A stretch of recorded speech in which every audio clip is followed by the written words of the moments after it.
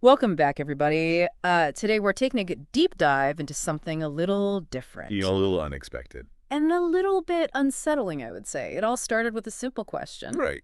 What happened to those Fisher-Price Snuga Swings? Oh, yeah. You know the ones I mean. Yeah. They were everywhere. Like they were hugely popular. For years. Like, I don't know anyone A lot of people probably had one. who didn't have one or know someone who had one. Right. So we decided to take a closer look and... Yeah. Well, we found some interesting things. Well, I think disturbing is more Disturbing for sure. more accurate. So what did we find? Well, first off, the scale of this is pretty massive. We're talking over 2.1 million swings. Wow. Were recalled in the U.S. alone. That's crazy. And this isn't, some ancient product from the 90s or something. Yeah. These were sold from 2010 Yeah. all the way up to January of this year. So, like, just a few months ago. Yeah. That's what I don't get. Like, what took so long? I mean, especially when we're talking about Yeah. infant safety here. Right. Like, that's... It's not something to mess around with. No, not at all. So, the reason for the recall is Well, why don't you tell us? tragic. Yeah. There have been 5 infant deaths linked to these swings. 5. Yeah. Yeah. 5. And they happened over a span of 10 years. Like the reports came in Oh, wow. from 2012 all the way up to 2022. Oh.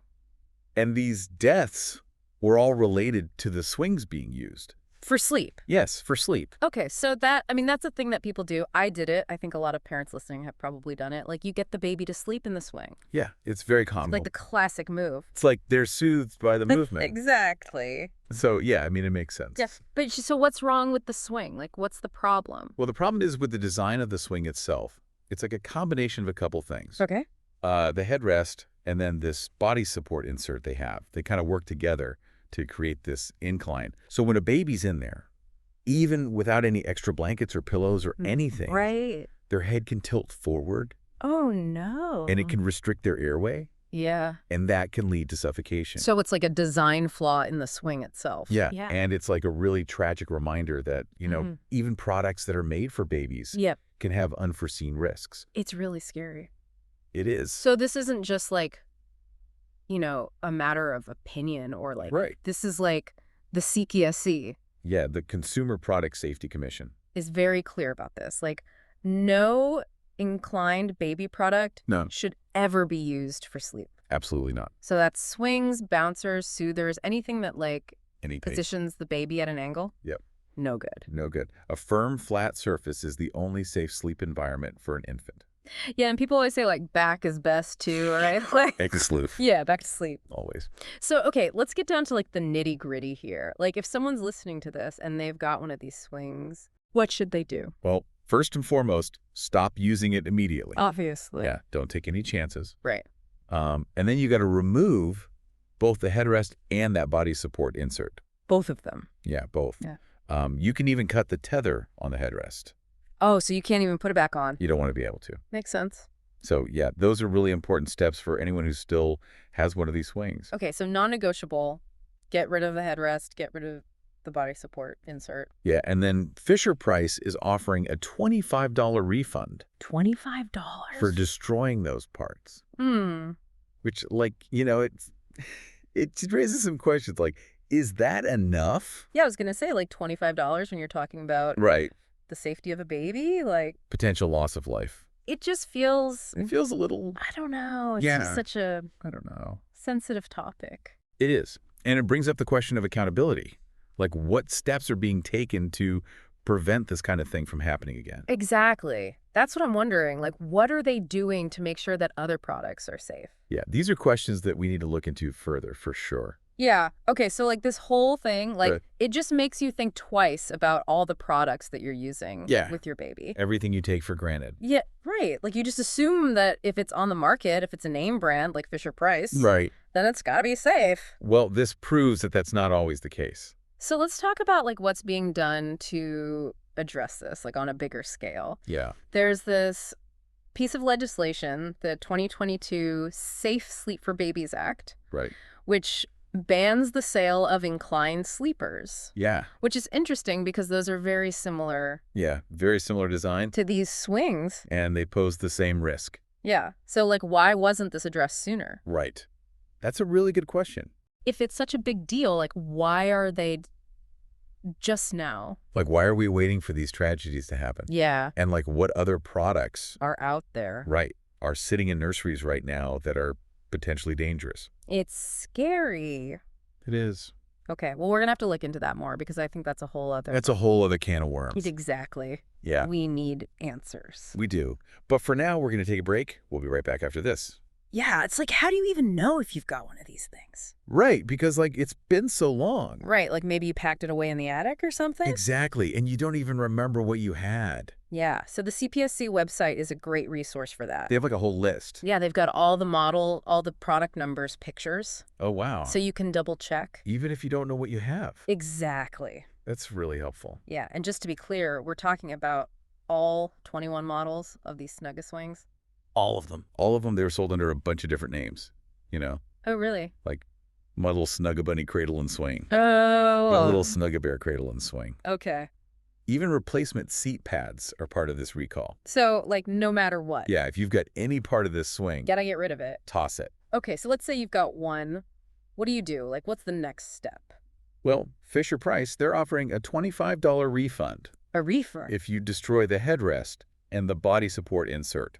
The parts that make it dangerous. Right, those are the two components that are causing the problem. I mean, $25, it just seems... A little low. Yeah, like, kind of... Especially considering... A slap in the face. Right, like we're talking about a baby's life here. Yeah, and, you know, Fisher-Price is a big company. Huge company. $25 is... Like drop in the bucket. Yeah, exactly. And, you know, this isn't just about those refunds either. Right. They're facing lawsuits, probably. Oh, for sure. Their reputation is taking a hit. Yeah, that's gotta hurt. People are losing trust. Yeah, I wouldn't buy anything from them. I don't know if I would either after this. Yeah, it just makes you wonder, like, what are the long-term consequences for them? Right. Like Yeah. this could have ripple effects throughout the entire industry. Exactly. People are going to be looking at other baby products now, too. No, with a lot more scrutiny. Yeah, for sure. So what about the government? Like, are they doing anything? Well, there's the 2022 Safe Sleep for Babies Act. Right, we talked about that. It bans the sale of inclined sleepers, but that's just one type of product. Yeah, like, what about the swings and the bouncers and all that? Exactly. It's like, where do you draw the line? It's a slippery slope. It is, and it just highlights the need for some really clear regulations. Yeah, like, we need to make sure that infant safety is the top priority. Absolutely no compromises None. when it comes to babies. Okay, so, I mean, this whole thing is pretty scary. It's a wake-up call for sure. Like, we can't just assume that these products are safe. We have to do our research. Be informed consumers. And advocate for our kids. Exactly. We have to be their voices. So if you're thinking about buying a baby product...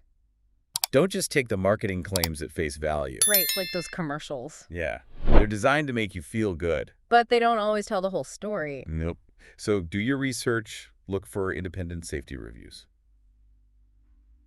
See what other parents are saying. Yeah, check the manufacturer's track record. Yeah, see if they've had problems before. Exactly. And think about the risks, even if a product seems really popular or convenient. Right, because sometimes those things can be deceiving. Absolutely. It's a lot to think about. I know, especially for new parents. They've got so much on their plate already. So much information overload. But, you know, at the end of the day, It's worth it. our baby's safety is paramount. Nothing is more important. And, you know, this whole thing, it's not just about, like, the products themselves. No. It's about the people. The family? The families who've been affected by this. Yeah, for some people, this recall is bringing up some really painful memories. And hard questions. Yeah, like what if I had done something different? That's gotta be tough. It is, and we need to acknowledge that this isn't just about regulations and technicalities This is about real people. who have suffered unimaginable loss. And for some families, this is like reopening old wounds. Yeah, it's bringing back all those feelings of grief and anger and confusion. Being built. Yeah, and it's important to remember that those feelings are valid. You're not alone if you're feeling that way. There are resources out there for people who are struggling. Yeah, there are organizations that can help, like support groups, counseling services. Yeah, and educational resources, you know. To help people cope with this kind of loss. Exactly. And there are some amazing organizations out there doing this work. Do you have any examples? Yeah. The CJ Foundation for SIDS.